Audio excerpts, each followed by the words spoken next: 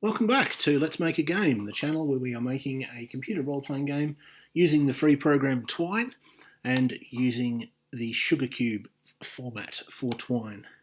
I'm looking at my Mars game today, and I have added some formatting to this page where it gives you a choice of character types. You now have little portraits, and then when you click on your choice, you get a bigger version of that. There'll be more data here, but and if you were to run the game, if we can call it a game yet, if you were to run it again, you would notice that the portraits, while they're drawn from the same pool, are different. There isn't a particular portrait that is attached to a particular sort of character type. I think partly because the pictures that I was getting didn't strongly suggest one character type instead of another. I think that's probably partly because the differences are sort of more psychological than anything else. I could have set it up so, okay, do you want to be a prospector or a mercenary or a spy or a burglar or something like that, and I could probably do pictures that looked like a science fiction burglar as opposed to a science fiction prospector. But that's not the difference in these character types. The difference is more sort of motives and personality and stuff. And so one picture doesn't particularly suggest, at least not to me, a particular choice. And so I thought, well, why not make it random? And that means, among other things, that when the player makes a choice, it has to record both the portrait that will be used throughout the game and the character choice that they've made, because those two things are disconnected. So that's what I've done. That's what it looks like in play. As usual, I'm going to spend the rest of the video showing you the code. Well, actually, maybe firstly I should just mention where I got the pictures for people who haven't been following this series. You may not know about Mage Space. Mage.space, mage.space, is my preferred source for AI-generated art. It's a freemium sort of setup where you can pay to get extra features, but the free options are still pretty good, and actually would be good enough for game making for most people. So you put in something like I think this is roughly what I put in. Sad man or sad woman, or whichever. I think I put futuristic fashion as well. So you just type in what you want there and click go, I suppose. And you may have to, do it a few times to get one that's sort of what you want, and you may have to tweak the text to get what you want, but it does give pretty good results. So I'll just do an example or two, and then I'll move on to the code.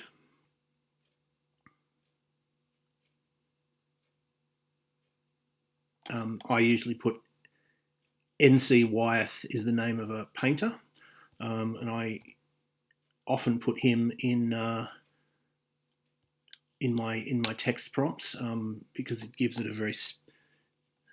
a specific style that I quite like, and I also quite like having all the pictures be in roughly the same style. It looks a bit more, to me, it looks a bit more professional. So if you didn't know about it before, that is mage.space. But let's look at the code. So I'll make this bit bigger, and I'll zoom in so it's a bit easier to read. That'll probably do. Okay, so what we're wanting to get is stored in $C, which is the character type, the sort of personality type, which will affect their stats, and the number of the portrait, which is just for display purposes, but of course we want that to be consistent. And of course C will be C will be a number, and it will be the same number as used in CT, which is the little poems that describe how people came to Mars. So my life was filled with falsity, and I chose bitter truth instead of easy lie, with less than BR greater than being enter, basically being a line break, and these slashes indicating that the next character is to be treated as part of the text, not indicating the end of the string, because of course you indicate strings by having a quote, and then a set of text, and then end quote. Well, what do you do if you want to have a quote in the text? How do you stop the computer going, that must be the end of the text? Well, you do this top left to bottom right slash, and then do the quote, and that lets it know that, okay, that's part of the text, rather the quote, not the slash, is part of the text rather than the end of the text. The slash won't be recorded as part of the string. It just sort of tells it how to handle the rest of it. So we have this currently only 4. Of course, it could be expanded. And then we have CC, which is the number of choices in this, and the number of choices for character types. And PN, which is the equivalent, it's the number of possible character portraits. At the moment, it's only 6, so you'll see the same portraits again and again, but if I have time, would like to add a lot more. I would like to use the same portraits for the player characters and for people that they're interacting with. The way that it's programmed, adding more portraits won't require any more coding. All I'll need to do is just increase this number to 12 or 20 or 100 or whatever it may be. And I have put this in just in case I sort of forget and get too enthusiastic. If $CC is greater than $PN, which means if the number of possible character choices, currently 4, is greater than the number of portraits, currently 6, well, you can see how that it won't be possible to have a portrait for each character choice then, would it? Because there wouldn't be enough portraits. So it's unlikely to happen, but because I'll probably add more and more portraits because they're easy to add. But just in case, I thought I'd put this in, and it displays a little error message to let me know that I've made a mistake. And then finally, we have pieces. There's quite a few variables to keep track of, but that is the consequence of having the portraits and the character types being separate. We have to essentially have twice as many variables, or a little bit more, because we also have this array PC, which tells you which character text is associated with which portrait. And we need that so we can avoid duplicates, as I'll show you. So here's what we do.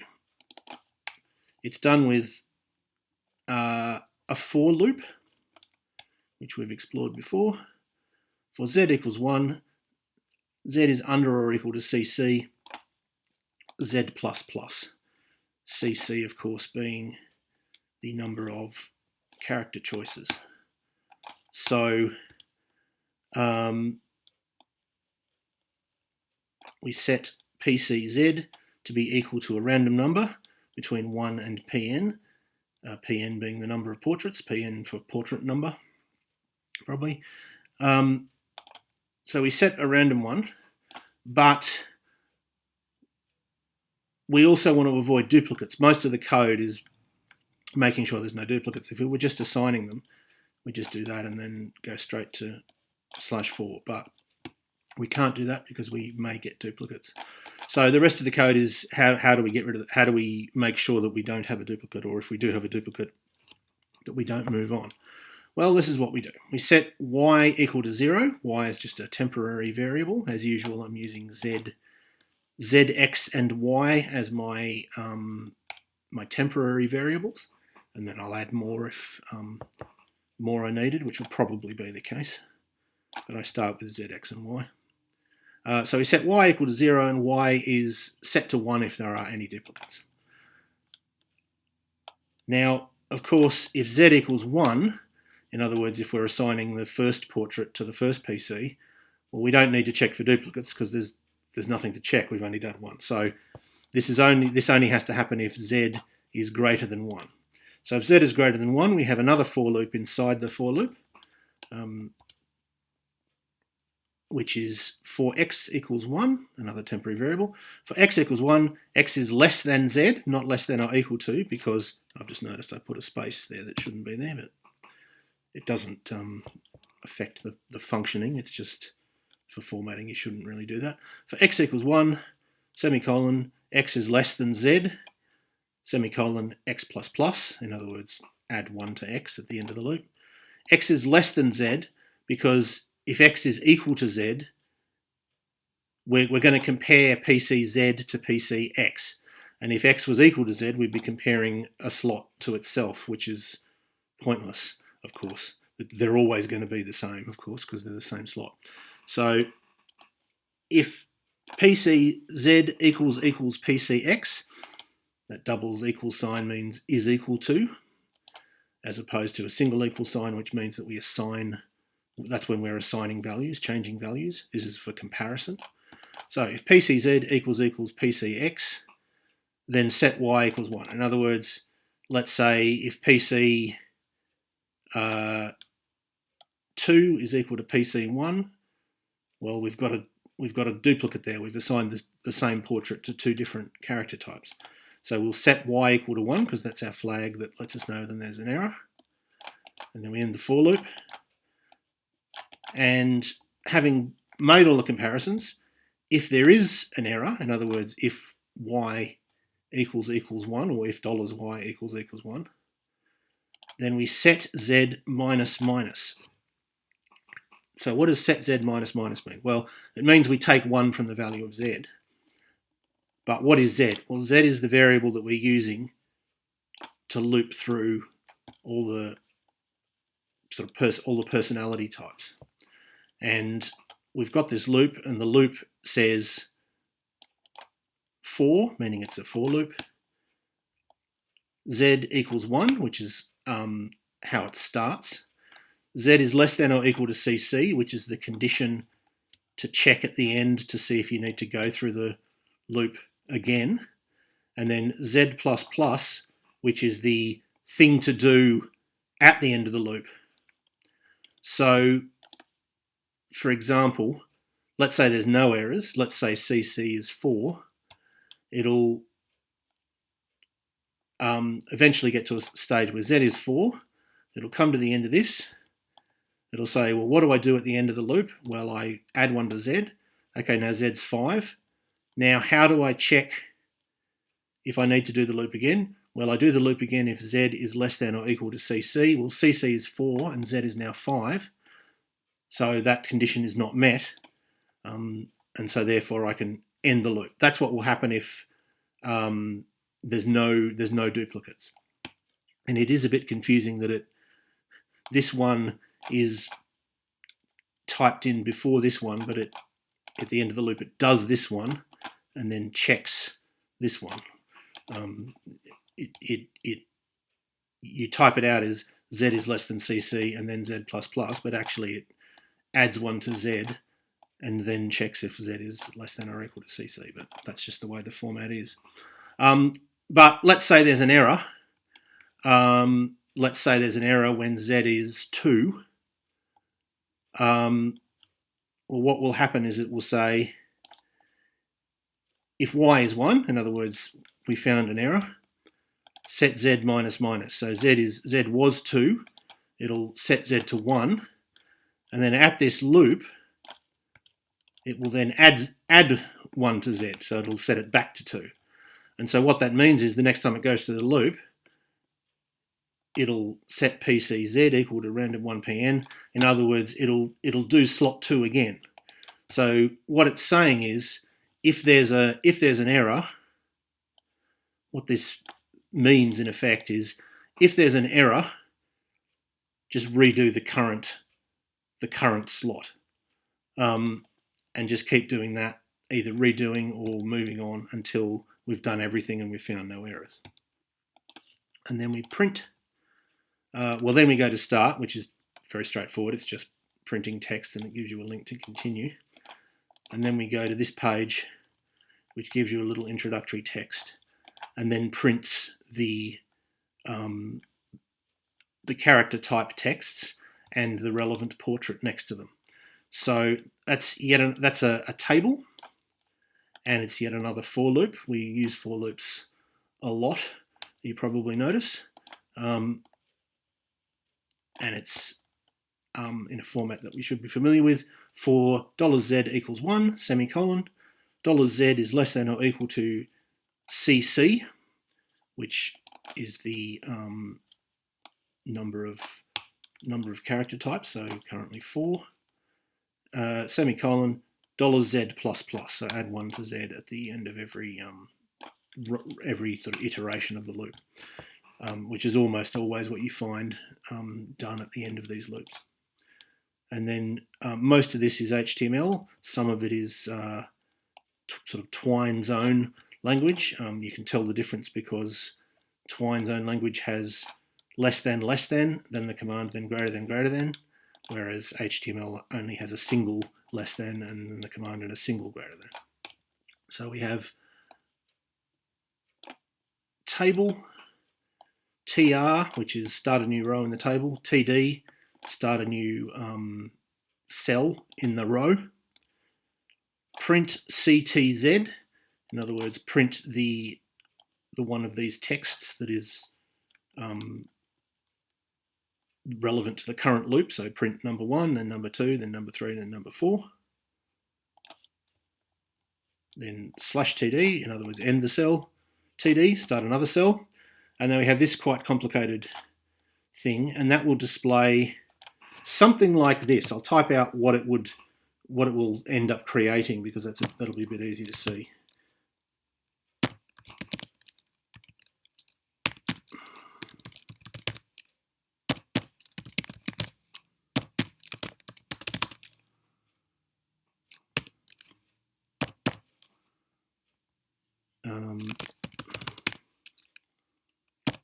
Okay, so this is an example of what we might get. Square bracket img, so that tells us that it's going to be an image. Square bracket pics / 3-100.png. So that just means start where the game file is. Then there should be a folder called pics, and then in the folder called pics there should be a picture named 3-100.png. And indeed there is, of course. What I've done is, I'll show you the setup. I've got the originals in one file. These are the original files from which I've made the pictures, and then I've got the pictures that are actually used in its own folder, which is called pics. And then I've got 1-100, 1-200, 2-100, 2-200, and so on up to 6. And all that means is this is portrait number 1, but shrunk to 100 pixels by 100 pixels. And then this is portrait number 1 shrunk to 200 pixels by 200 pixels, and so on. 2-100 is portrait 2 shrunk to 100 pixels by 100 pixels, and so on. So in other words, 3-100 means choose portrait 3 and the sort of version of portrait 3 that's 100 pixels wide and 100 pixels high. end square bracket. Then we have square bracket display end square bracket, which just means this picture is a link, and if the link is clicked, it takes the player to the page named display, end square bracket. And then square bracket dollars. I've just realised I've done that wrong. Okay, there we go, that's better. Oh, I see, I did it. Okay, good. I did it correctly in the code, but I did it wrong when I was typing it out. Sorry about that. So we have square bracket display and square bracket. Then we have square bracket $p to 3, so as in TO, the number 3, semicolon $C to 2, and then we have end square bracket, end square bracket. So what that means is, so the first part of the image is just where to find the image and what the name of the image is. The second part, which is optional, is where, if it's a link, well, it's not optional if it's a link. If it's a link, you have to have this, and if you don't have this, it's not a link. If it's a link, where does it go? Where is it a link to? Then the third part is, and this is optional, is if the player clicks on it, as well as sending the player to another page, do you want to change any variables? Well, yes, we do, because all of these links are going to go to display, to the page display. But we need to record which one they clicked. And because they're all going to the same page, the page itself isn't, we can't do that on the page itself. So we have to do it here. And that's what we do here. That's what we do in this third set of square brackets. We have $P to 3 and $C to 2. And all that means is record that $P should have the value 3, $P being which portrait is going to be the character's portrait, and $C should be set to 2, which means the player has picked the second personality type. So it'll display a picture, the picture will be a link, and clicking the link will set P and C, in other words, which portrait are we going to display and which character type are we going to record as being the player's character type. And all I've done in display is something very similar, which is I print an image, but in this case it's just a picture, it's not a link, and it doesn't alter any variables, of course. You can't alter variables unless it is a link, because otherwise how would you know if the player's chosen it? So square bracket img square bracket pics slash p, i.e. which portrait they've chosen, dash 200.png end square bracket end square bracket. In other words, display the version of the chosen portrait which is 200 pixels by 200 pixels. And that was done just to let me check that it was working properly, that it was recording C properly. That it was recording P properly. And so that is how you assign a bunch of portraits randomly, and how you record, give a player a choice, and how you record that choice. So I hope that was useful or interesting to at least some of you, and I hope you will tune in next time.